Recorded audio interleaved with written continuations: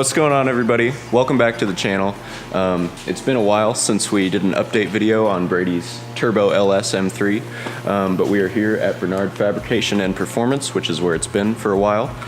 So I'm gonna let Chris here and Brady talk to you about what's been going on with the car. Well, where do we even start? Since you seen it last is probably when the motor went into the car. So since then, there's been a lot of different things that's kind of been going on with it, which most of it I'll let Chris kind of explain what all he had to do. But now we're here. We're real close to getting it fired up.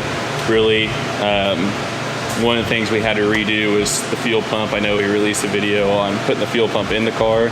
Realized we're going to have some starvation issues with that fuel pump, so we're going to run a completely different setup. So those fuel pumps are coming in.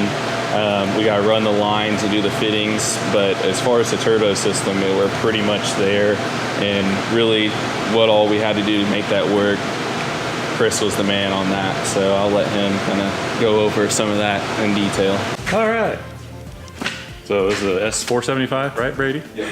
Okay, so S475, it wouldn't fit where we wanted it, so we had to relocate the radiator farther forward. So we made some more bracketry there, and the intercooler, just made a bracket here for the intercooler. Made a bracket for the turbo to hold it, so the weight's not on the manifolds and the exhaust. We V-banded the truck manifolds, and this manifold was headed right towards the frame, so I had to do a bunch of pie cuts to get it to go the right angle that we wanted. And then it runs underneath the engine, and both of them merge up into here. Kind of hard to see. Should have brought the light. What size downpipe is that again? Is it 3.5? 3.5 inch downpipe. Yeah, 2 1/4 up pipes and 3.5 downpipe. Which you can see the level of directly. We decided to go out the front bumper with it, so which is going to piss a lot of people off, which is part of the point.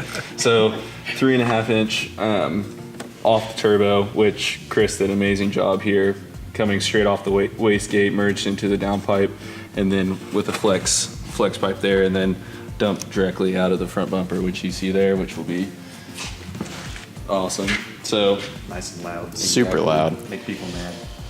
So really, I don't think there's too many. There are some turbo LSs in these cars, but a lot of them are sticking out of the hood and they're not very clean. So I'd say this is probably gonna be one of the cleanest ones I've seen.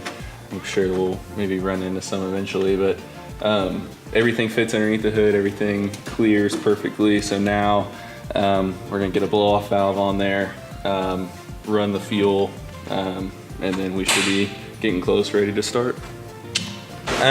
One thing we did do, so we did throw in this aluminum radiator with the fan shroud. One of the problems was the outlet was coming right out of here, which Drew will be able to get. Chris was able to weld in this piece of aluminum here to block this off. And as you can see, he then put the radiator tube directly on top of the radiator, running out here, so that way we can run the hose directly out and into the water pump here. So it's gonna be extremely clean, all hidden underneath there. I think a lot of the work went into just figuring out how to move the radiator, getting the radiator moved forward and then coming up with this brackets. I made a bracket, which was a piece of shit. Chris couldn't stand that, so then he was able to come in here and get this all made. And get this all made, so that was super important. Obviously, we're trying to do everything as clean as possible. So with that, we're gonna reuse what they call a drug bin here for the stock, or our ECU is gonna be sitting directly in here, and the harness is gonna be running out the back, which will look extremely clean, where we won't see any of that. And then also we're gonna have the catch can, as of right now, over here in the other bin. That's just kind of just sitting there, but just mocked up in there, and then that way we can run our AN lines out and into the valve covers for the catch can. So looking pretty good. Just kind of got to get odds and ends done, nickel and dime stuff, and then we'll be pushing forward to get started.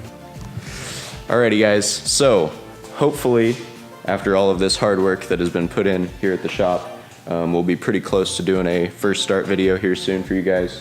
But until then, if you're in the area, definitely check out Bernard Performance and Fabrication, because he is your man. But other than that, that's all we got for you for the video today. I'll see you guys in the next video. As always, enjoy the road.